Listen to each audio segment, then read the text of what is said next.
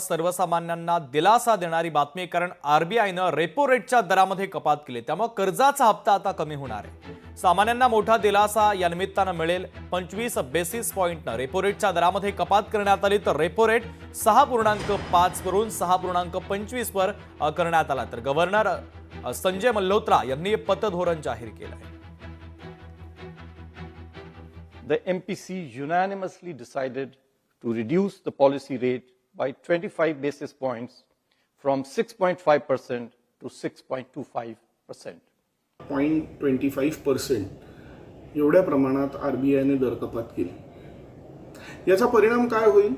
एका बाजूला कर्ज स्वस्त होणं अपेक्षित आहे, दुसऱ्या बाजूला अर्थव्यवस्थेतला पैसा वाढेल आणि या सगळ्यामुळे उद्योगधंद्याला चालना मिळेल आणि अर्थव्यवस्थेची वाढ शक्य होईल, अशी सगळी आरबीआयची अपेक्षा आहे. अर्थात असं असलं तरी या नाण्याची दुसरी बाजूही आहे.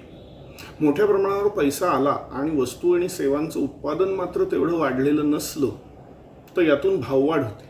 येत्या काळात या निर्णयामुळे उद्योगधंदे जर खरोखरच वाढले, वस्तू आणि सेवांचं उत्पादन चांगल्यापैकी वाढलं, तर भाववाढही होणार नाही, समाजातल्या सर्व स्तरांना त्याचा फायदा होईल. आणि हे झालं नाही तर मात्र भाववाढीचा राक्षस आपल्यासमोर उभा राहील.